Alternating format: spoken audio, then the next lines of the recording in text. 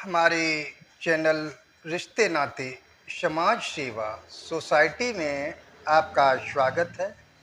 और आप लोगों से गुजारिश है, अगर आप लोगों ने हमारे चैनल को सब्सक्राइब नहीं किया है, लाइक नहीं किया है, तो हमारे चैनल को सब्सक्राइब कर दें और बेल आइकन की घंटी को प्रेस ज़रूर करें, जिससे हमारे आने वाले वीडियो आप लोगों तक सही समय पर पहुंच सकें।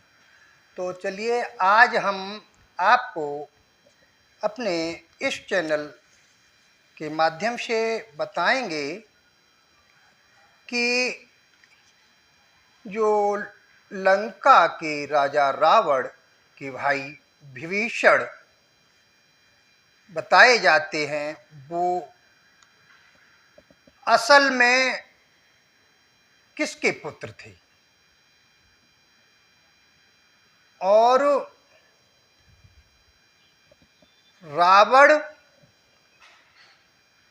से ये अलग क्यों रहते थे। तो आज हम बताएंगे कि विभीषण के असली पिता कौन थे, विभीषण किनके पुत्र थे, विभीषण के पिता का नाम क्या था। तो आप लोग हमारे साथ बने रहिए वीडियो के अंत तक और हम आपको बताएंगे कि विभीषण के असली पिता कौन थे। ग्रंथों में, रामायण में अक्सर देखा जाता है, सुना जाता है, पढ़ा जाता है कि रावण का भाई विभीषण था। लेकिन लोक कथाओं के आधार पर और रामायण के आधार पर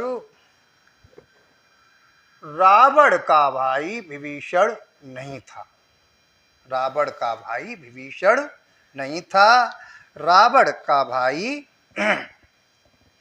विभीषण के बारे में अगर आपको सही जानकारी लेनी है तो हमारे वीडियो को कहीं बीच में कट न करें और आप सुनते रहें। तो आपको बताते हैं कि रावण बड़ा ज्योतिष पर ध्यान देता था और ज्योतिष की बात को ज़्यादा मानता था। तो जब अपने ज्योतिषियों से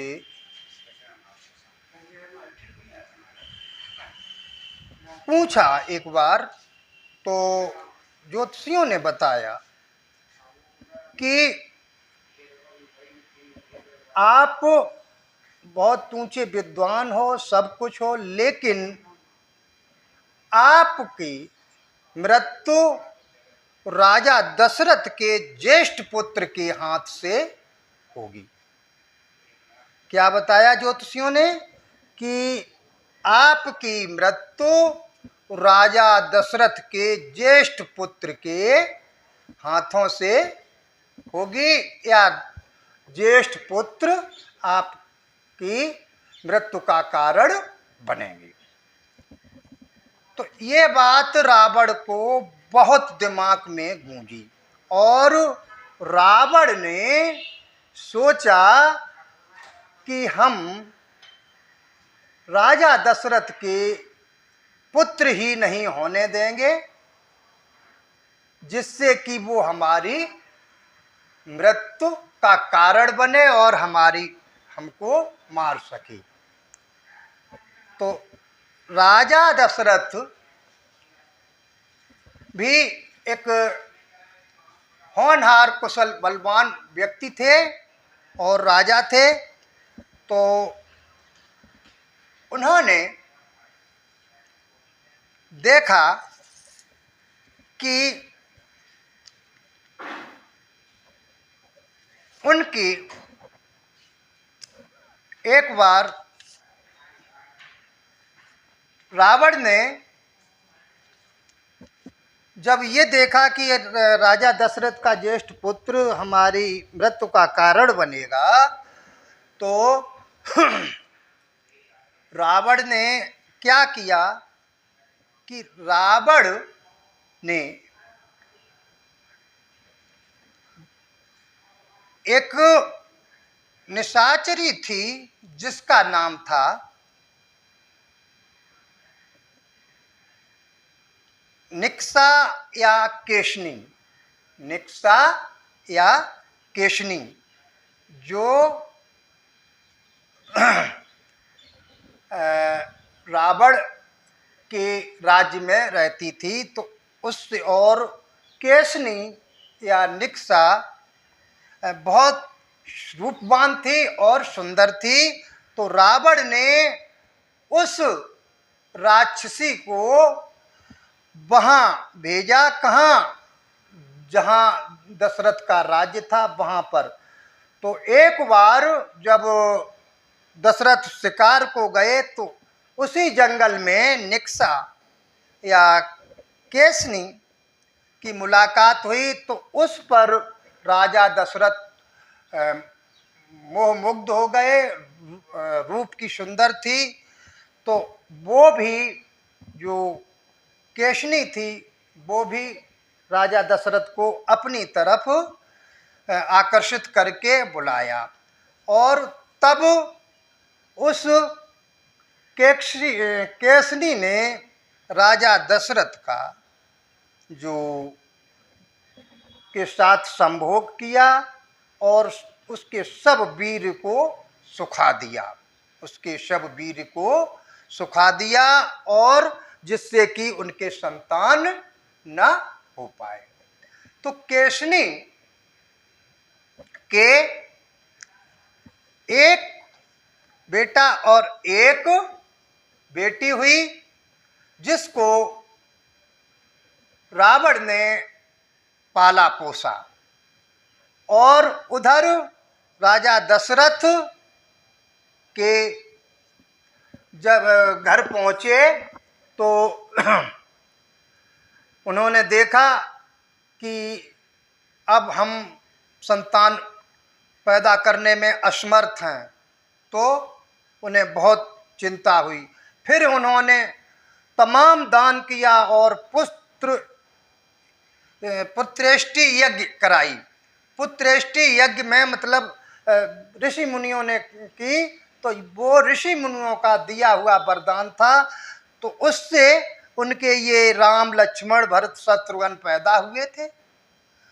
और ये इनकी वीर से संतान पैदा नहीं हुई थी। इस प्रकार आपको बता दें कि जो सुबक्षा का नाम की स्त्री थी, जिसने उनका वीर को सुखा दिया था, तो ये राक्षसनी थी।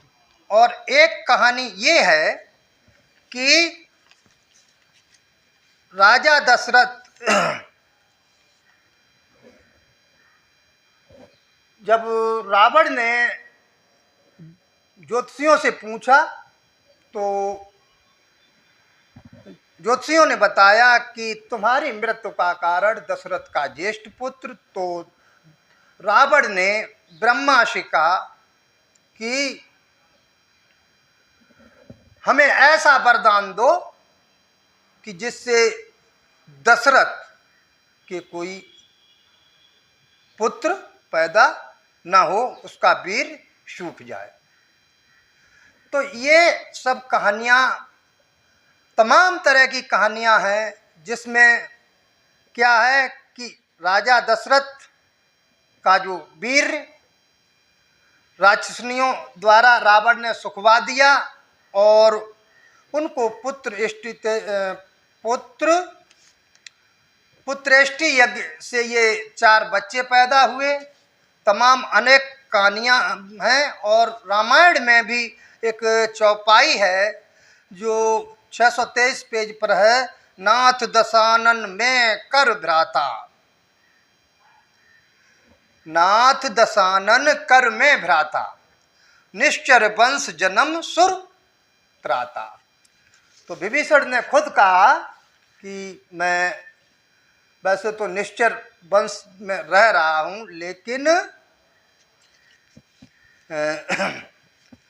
हमारा यहाँ और कुछ नहीं है। तो ये हमने आपको बताई कि ये हमारी कहानी आपको कैसी लगी, कि दशरथ के जो ये 4 पुत्र थे उनके वीर से पैदा नहीं थे, वो पुत्रेष्टि यज्ञ से, ऋषियों मुनियों की उससे, और रावण का जो भाई था विभीषण, वो असली में दशरथ का पुत्र था।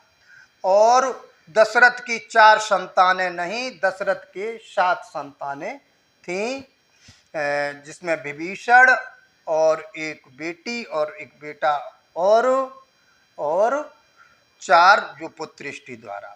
तो इस तरीके से विभीषण द्वारा ही रावण का वध जो राम थे उन्होंने किया। अगर विभीषण न बताते कि इनकी नाभि में अमृत है और जब तक ये अमृत नहीं सूखेगा तब तक नहीं बनेगा, इसीलिए रावण की मृत्यु का कारण विभीषण ही बने। आज की कथा यहीं पर समाप्त।